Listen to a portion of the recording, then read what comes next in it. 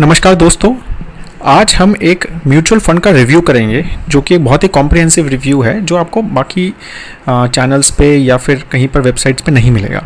आज हम एक बहुत ही अच्छे एक लार्ज कैप फंड का रिव्यू करेंगे जिसका नाम है एक्सिस ब्लू चिप फंड, और उसका कंपैरिजन करेंगे निफ्टी 100 जो कि एक लार्ज कैप का बेंचमार्क है और म्यूचुअल फंड की लार्ज कैप कैटेगरी एवरेज के साथ।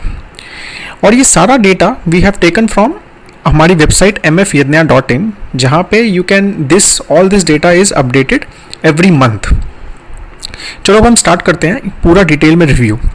इस वीडियो में हम बात करेंगे एक्सिस ब्लू चिप फंड की मार्केट कैप के बारे में, उसके फंड हाउस के बारे में, उसकी स्टार्ट डेट, उसका एसेट अंडर मैनेजमेंट ट्रेंड क्या है लास्ट 7-8 साल से, उसके रिटर्न्स का ट्रेंड क्या है, उसका फंड मैनेजर कैसे चेंज हो रहे हैं, सेक्टर डाइवर्सिफिकेशन के बारे में, उसके स्टॉक डाइवर्सिफिकेशन के बारे में, एक्सपेंस रेशियो का ट्रेंड कैसा है, और उसके वेरियस रिस्क रेशियो जैसे अल्फा, बीटा और पी रेशियो या फिर स्टैंडर्ड डिविएशन के बारे में भी थोड़ी बात करेंगे। और उसके हिसाब से आप डिसाइड कर सकते हैं कि आपको ये फंड लेना चाहिए या नहीं लेना चाहिए। आजकल काफ़ी अच्छा परफॉर्म कर रहा है, तो इसलिए हमने कहा कि चलो इसको थोड़ा सा डिटेल में एनालिसिस करते हैं कि कितना कंसिस्टेंट है और क्यों इतना अच्छा परफॉर्म करने लग गया है रिसेंटली। तो सबसे पहले हम बात करेंगे मार्केट कैप डेटा की। तो बेसिकली अब आपको पता है कि एक लार्ज कैप फंड है एक्सिस ब्लू चिप फंड।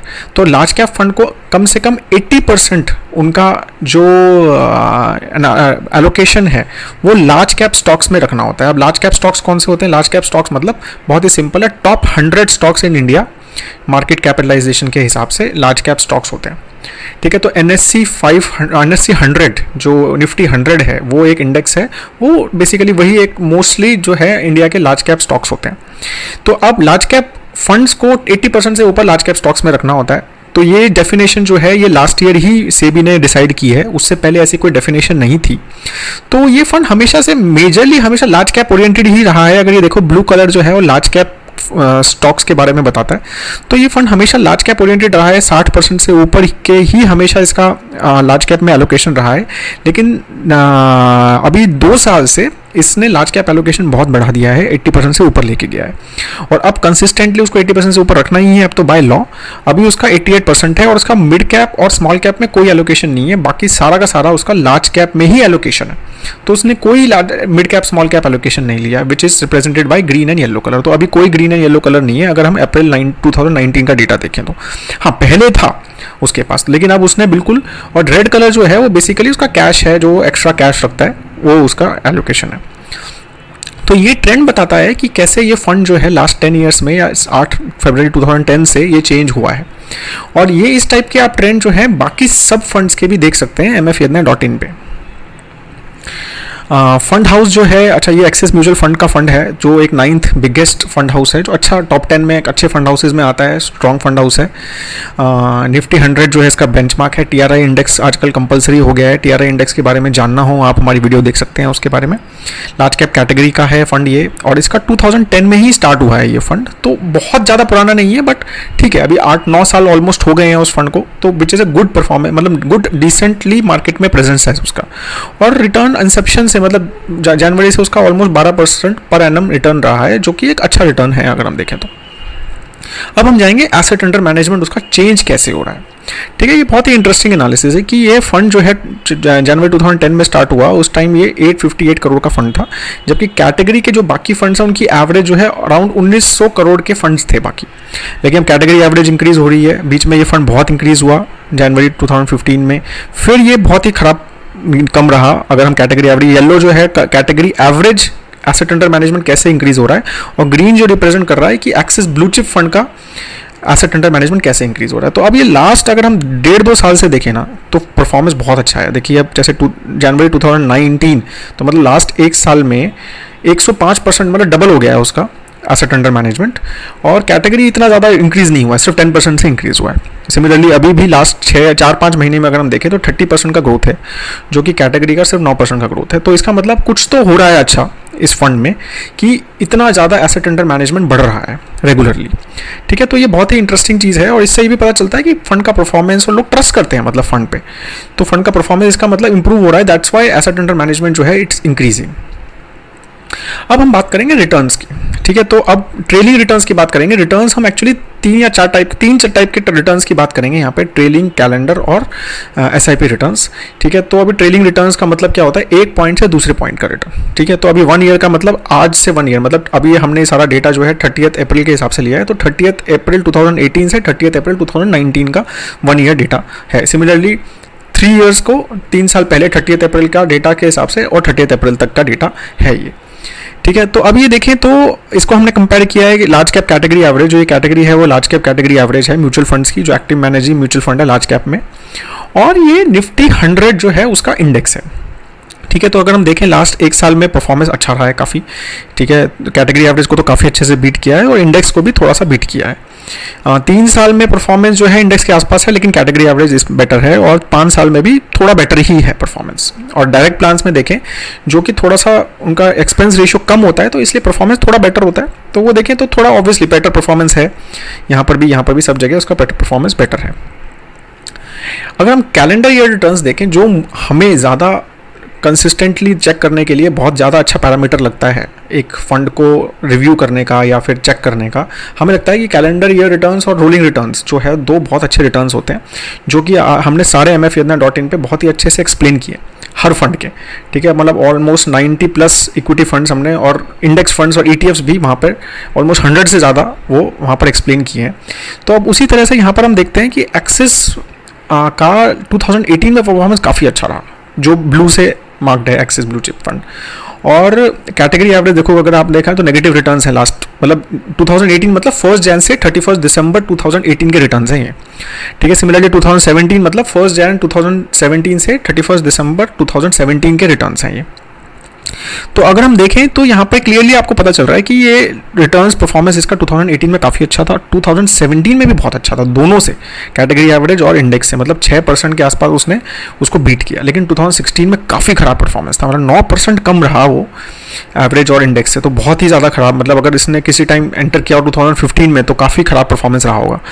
2015 में मतलब आसपास ही है, 14 फिर से उसका परफॉर्मेंस एवरेज से नीचे था लेकिन इंडेक्स से बेटर था, 13 में बहुत अच्छा था, 12 में ओके है, 11 में अगेन ओके मतलब एवरेज के आसपास ही है। तो अगर हम ओवरऑल ट्रेंड देखें ना तो लास्ट 2 साल में ही फंड का परफॉर्मेंस काफ़ी अच्छा रहा है। उससे पहले ना परफॉर्मेंस बहुत 2013 में थोड़ा अच्छा रहा, बाकी ओके था परफॉर्मेंस, मतलब कुछ ऐसा एक्स्ट्राऑर्डिनरी परफॉर्मेंस नहीं था। 2016 में तो एक्चुअली बहुत खराब परफॉर्मेंस है, ठीक है ना। तो इससे हमें थोड़ा सा आइडिया लगता है कि कितनी कंसिस्टेंसी है। तो कंसिस्टेंसी क्लियरली ये पता चल रहा है कि बहुत कंसिस्टेंट फंड तो नहीं है ये, ऐसा तो नहीं है कि भाई ये फंड लगातार बहुत अच्छा कर रहा है, ठीक है ना। फंड ने लास्ट 2 साल में ही अच्छा किया है और इसी की वजह से उसका हमने एसेट अंडर मैनेजमेंट भी, अगर आपने ये वाला ग्राफ ध्यान हो तो देखो लास्ट 2 साल में ही उसके एसेट अंडर मैनेजमेंट इतना इंप्रूव हुआ है। तो उससे पता चल रहा है कि वो उसका जो परफॉर्मेंस लास्ट 2 साल में इंप्रूव हुआ है उससे उसके एसेट्स जो हैं वो बढ़ रहे हैं, ठीक है।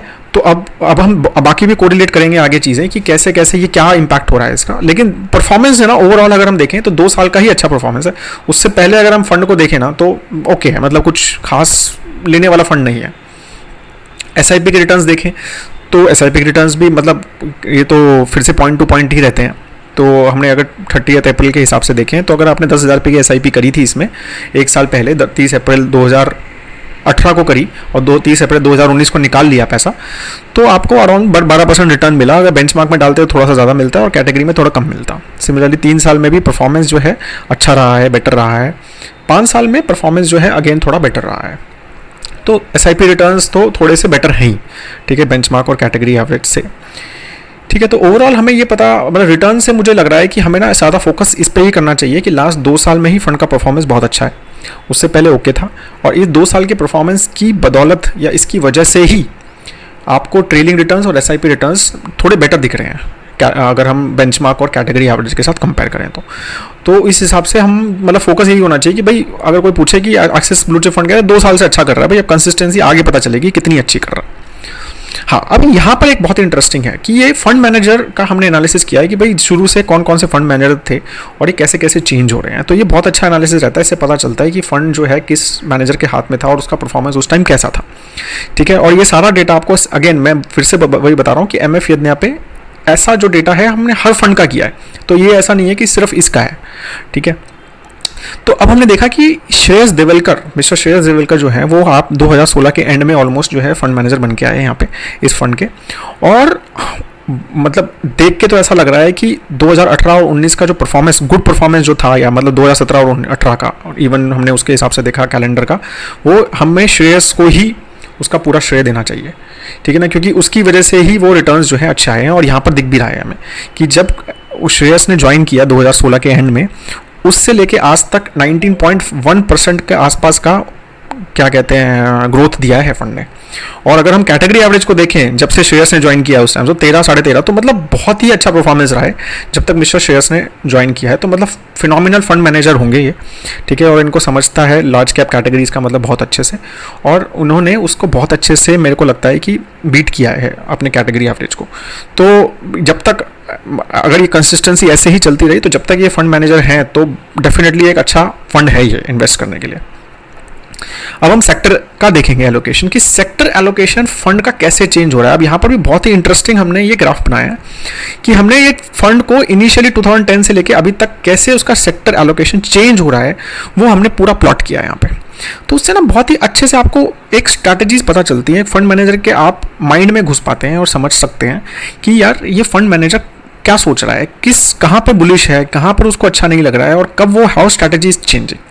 ठीक है, तो अब हमने देखा कि ना फंड मैनेजर जो है मिस्टर श्रेयस जो है वो सितंबर 16 मतलब एंड में आए थे यहाँ पे, मतलब इस टाइप के आसपास, ये मार्च फर्स्ट वीक या मतलब इस आसपास यहाँ पर एंटर किया उन्होंने, ठीक है, फंड में। और उसके बाद क्या किया उन्होंने लगातार फाइनेंशियल सेक्टर जो ब्लू से रिप्रेजेंटेड है वो इंक्रीज किया उसको, एलोकेशन को ज़बरदस्त। तो अभी 43% फाइनेंशियल सेक्टर एलोकेशन है, ठीक है। दूसरा उन्होंने क्या किया, पहले वाले फंड मैनेजर ने थोड़ा कम किया था जो टेक्नोलॉजी में, फिर उन्होंने टेक्नोलॉजी का धीरे धीरे बढ़ाना स्टार्ट किया और अब 14% पे लेके गए हैं, ठीक है। अब उन्होंने सिमिलरली उन्होंने क्या किया, ये जो है मतलब ग्रीन कलर से क्या है, सर्विसेज इंडस्ट्री में एलोकेशन थोड़ा कम किया, सिमिलरली कंस्ट्रक्शन में भी थोड़ा कम किया है, फिर बाद में बढ़ाया है। तो मेजरली देख के ये समझ आ रहा है कि श्रेयस के आने के बाद, मिस्टर श्रेयस के आने के बाद फाइनेंशियल सेक्टर में ये फंड जो है वो बुलिश हो गया है। तो उसकी वजह से उसको अच्छे रिटर्न्स भी मिले, क्योंकि फाइनेंशियल सेक्टर ने ओवरऑल सम गुड बैंक्स और good financial companies have given very good returns, and hopefully क्योंकि इनके रिटर्न्स अच्छे रहे हैं जब से मिस्टर श्रेयस आए हैं, इसका मतलब उन्होंने राइट स्टॉक्स पिक किए हैं और उसमें से अच्छे उनको डिविडेंड्स मिले हैं। तो इससे हम थोड़ा सा एंटर कर पाते हैं माइंड में, और ये इस टाइप का एनालिसिस हमने हर फंड का किया है। सिमिलरली अब आपको टॉप 20 स्टॉक्स का दिखाते हैं कि इनके ये करंट टॉप 20 स्टॉक्स हैं जो कि अप्रैल 30 को उनके पास थे। वो HDFC बैंक जैसे उनके पास सबसे ज़्यादा था और 9.9% था अप्रैल 30, 2019 को उनका डेटा के हिसाब से। तो टोटल 9.9% तो HDFC बैंक है, सिमिलरली TCS है। और इसमें हमें ये भी पता चल रहा है कि ये स्टॉक जो है उन्होंने कब से लिया हुआ है। तो बहुत इंटरेस्टिंग एनालिसिस है कि एक्चुअली HDFC बैंक तो उनके पास शुरू से है, मतलब जब से वो फंड स्टार्ट हुआ है तब से HDFC बैंक लिया है। हाँ, उसका एलोकेशन चेंज हो रहा है, पहले 4.8% था, अब जाके वो ऑलमोस्ट 10% टच कर गया है। सिमिलरली TCS जो है वो ऑलमोस्ट शुरू से, बीच में उन्होंने बेच दिया था 2017 में और फिर वापस खरीदा और अब बुलिश हो गए हैं उसके ऊपर, ठीक है। बजाज फाइनेंस जो है मिस्टर श्रेयस ही लेके आए हैं, ठीक है। तो श्रेयस जब आए तो उन्होंने उसको बाय किया, उससे पहले वो नहीं था, ठीक है। फिर कोटक महिंद्रा बैंक भी कंसिस्टेंटली उनके पास है, लेकिन एलोकेशन बढ़ा दिया है मिस्टर श्रेयस ने, ठीक है। ICICI बैंक अगर आप देखेंगे तो कम हो गया था एलोकेशन, लेकिन श्रेयस ने फिर से उसको कॉल लिया है उसको इंक्रीज करने का, ठीक है। इन्फोसिस लगातार उनके पास 10 ईयर्स से है, अब एलोकेशन थोड़ा बढ़ाया है। तो आपको ना इससे थोड़ा सा अच्छा अंदाज़ा हो जाता है कि कैसे चेंज हो रही है companies, how things are changing. आप फंड मैनेजर के बारे में सोच सकते हैं, ठीक है। जैसे एवेन्यू सुपरमार्ट, श्रेयस मतलब वो खैर लिस्ट भी तभी हुआ था, श्रेयस ने बाई किया, ठीक है ना। और रिलायंस इंडस्ट्रीज सेल किया पहले, फिर उसको वापस बाई किया। कुछ कंपनीज फर्स्ट टाइम जैसे मतलब IPO आया बंधन बैंक का, उसमें बाई किया। टाइटन कंपनी बहुत सालों के बाद वापस पोर्टफोलियो में एंटर हुई है। Nestle India first time enter हुई है इस साल। तो इससे थोड़ा सा आपको पता चलता है कि हाउ थिंग्स आर चेंजिंग, ठीक है, in the fund, and that's why may be the results are coming good. आप देखेंगे सब बहुत ही अच्छी कंपनीज हैं, ठीक है, और परफॉर्मेंस भी सबका रिसेंटली काफ़ी अच्छा रहा है, और ये हमें फंड के परफॉर्मेंस में पता भी चल रहा है रिसेंटली, ठीक है। अब एक बहुत इंटरेस्टिंग चीज़ और है यहाँ पे, total number of stocks in portfolio जो है ना, आप देखो लगातार इनके ना 30-40 स्टॉक्स रखे हैं, लेकिन अभी कम करते करते मिस्टर श्रेयस जब 2017 से कम करते करते अब सिर्फ 23 स्टॉक्स रखे हैं उन्होंने पोर्टफोलियो में अप्रैल 30 को।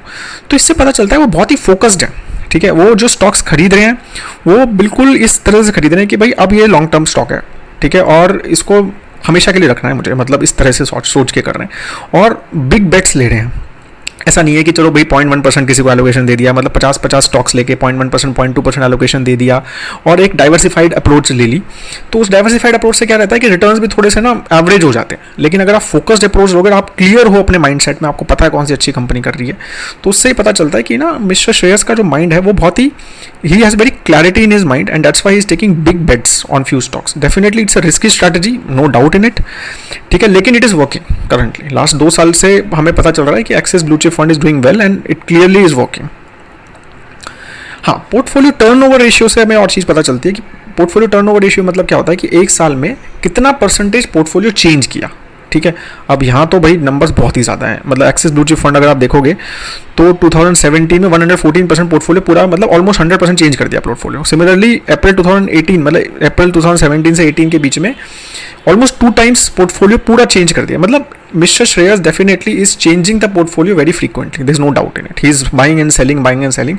उससे कॉस्ट तो बढ़ता है फंड हाउस का, इसमें मैं मतलब मना नहीं कर रहा हूँ, लेकिन I think strategy is working for him. He's giving good returns overall. Some fund managers have a very low portfolio turnover ratio, but still are giving bad performance. He's having high portfolio turnover ratio, but he's giving good performance. So it's working for him. But definitely cost side पे it increases the cost for the fund house. No doubt in it. ठीक है, अब expense ratio के ऊपर जाते हैं और उसका थोड़ा ट्रेंड देखते हैं। एक्सपेंस रेशियो जो है डायरेक्ट प्लान और रेगुलर प्लान का हमने दोनों का दिया है। तो डायरेक्ट प्लान का एक्सपेंस रेशियो इज जस्ट 0.8% अप्रैल में, तो और कंसिस्टेंटली डिक्रीज कर रहे हैं उसको लास्ट 3 साल से, ठीक है। तो वो बहुत ही अच्छी बात है कि एक्चुअली कैटेगरी एवरेज जो अराउंड 1.1% है उससे काफ़ी कम है। 0.3% इज़ ह्यूज, ठीक है, तो उस हिसाब से काफ़ी अच्छा है। रेगुलर प्लान जो है थोड़ा ज़्यादा है, 2% है एवरेज और ये 2.1% है, विच इज़ ओके। और ये कंसिस्टेंटली उन्होंने ऑलमोस्ट लास्ट 3 साल से ना उतना ही रखा है, उसमें कुछ ज़्यादा चेंज भी नहीं कर रहे हैं वो, ठीक है। लेकिन अगर आप एक डायरेक्ट प्लान इन्वेस्टर हैं तो आपको ये काफ़ी खुशी होगी देख के कि आपका फंड हाउस जो है वो आपके बारे में सोच रहा है और आपका एक्सपेंस रेशियो काफ़ी कम किया हुआ है उसने। अब हम रिस्क रेशियो की बात करते हैं, ठीक है। तो risk ratio basically just tells कि आपका पोर्टफोलियो जो है विद रिस्पेक्ट टू बेंचमार्क और कैटेगरी एवरेज कैसे चेंज हो रहा है, ठीक है, और रिस्क कितना ले रहा है, ठीक है। तो अगर हम स्टैंडर्ड डिविएशन देखें तो ब्लू लाइन जो है एक्सिस ब्लू चिप फंड के बारे में है, तो देखेंगे तो ये कंसिस्टेंटली लो रिस्क ही है, मतलब ज़्यादा रिस्क जो है इसका एज कम्पेयर टू निफ्टी 100 और कैटेगरी एवरेज थोड़ा कंसिस्टेंटली लो ही रहा है। और ये बीटा भी यही बोल रहा है, बीटा जो है वो एक आपको सिस्टमैटिक रिस्क के बारे में बताता है। तो कंसिस्टेंटली वो लो रिस्क ही रहा है as compare to category average, और 1 से नीचे अगर होता है तो बेंचमार्क से भी कम है, मतलब ठीक है ना। तो रिस्क जो है ये कम ले रहा है as compare to benchmark and category average. अब यहाँ अल्फा मतलब रिस्क एडजस्टेड रिटर्न्स, ठीक है। तो आपके रिटर्न्स जो हैं वो रिस्क एडजस्टेड बेटर हैं या बुरे हैं, तो वो आप देखेंगे लास्ट, देखो आप, ये बहुत इंटरेस्टिंग है। देखो लास्ट 1.5-2 साल में जो कि हम वहाँ पर भी देखा, हमने परफॉर्मेंस में भी देखा, नया फंड मैनेजर के लिए भी देखा, एसेट अंडर मैनेजमेंट के लिए भी देखा, और यहाँ पर भी वही दिख रहा है कि लास्ट 1.5-2 साल से इसका जो परफॉर्मेंस है वो कैसे इंप्रूव हो रहा है, ठीक है। ये ब्लू कलर उसको एक्सिस ब्लू चिप फंड को बताता है और रेड कलर जो है कैटेगरी एवरेज को दिखा रहा है, और कैसे एक्सिस ब्लू चिप फंड जो है इंप्रूव, मतलब, और 0 इज इंडेक्स, ठीक है। तो इंडेक्स से बेटर परफॉर्मेंस कर रहा है लगातार, ठीक है, तो विच इज़ वेरी गुड, ठीक है। तो इसका मतलब अल्फा जो है इंप्रूव हो रहा है, रिटर्न्स इंप्रूव हो रहे हैं। पी रेशियो हाँ, पी रेशियो थोड़ा ज़्यादा है। ये पी रेशियो जो है ये ग्रोथ स्टॉक्स में डालता है, मतलब, ठीक है, इसको ग्रोथ फोकस्ड है बहुत ही, और वैल्यू ज़्यादा पे फोकस नहीं कर रहा है, एटलीस्ट पी रेशियो देख के तो ये पता चल रहा है।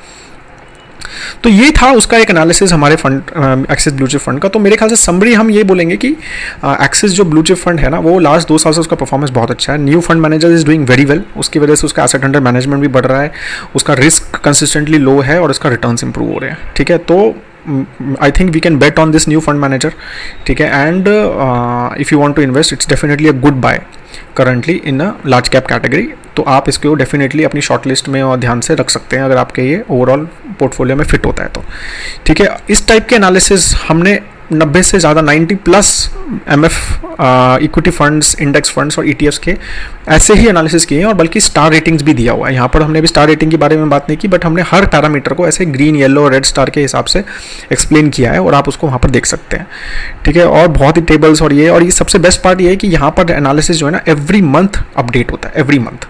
तो आप हमेशा अपडेटेड रहेंगे कि मेरा फंड हाउस, अगर मान लो फंड मैनेजर छोड़ के चला गया, मिस्टर श्रेयस छोड़ के चला गया, यू विल नो इट कि मेरा फंड मैनेजर छोड़ के चला गया। तो if you want to if you want to take आपने वो बाय सिर्फ फंड मैनेजर की वजह से किया था, तो मे बी आप एग्जिट लेना चाह रहे हैं तो आप एग्जिट ले सकते हैं। तो आप मंथली वो अपडेट हो रहा है, उसकी वजह से हमारी स्टार रेटिंग चेंज हो रही है। आप उसको चेक करते रहिए स्टार रेटिंग्स को, और अकॉर्डिंगली अपनी कॉल्स लेते रहिए। अगर आपको लगता है कंसिस्टेंटली अच्छा है, स्टार रेटिंग ज़्यादा चेंज नहीं हो रही है, तो आप बने रहिए और इन्वेस्टेड रहिए उसमें, ठीक है ना। तो उस हिसाब से हमने बहुत अच्छा पोर्टफोलियो बनाया है। You should definitely look into it. So if you have any question on review of Axis Blue Chip Fund, please do write in the comment section below, and do not forget to subscribe to our channel for more such videos. Have a great time ahead.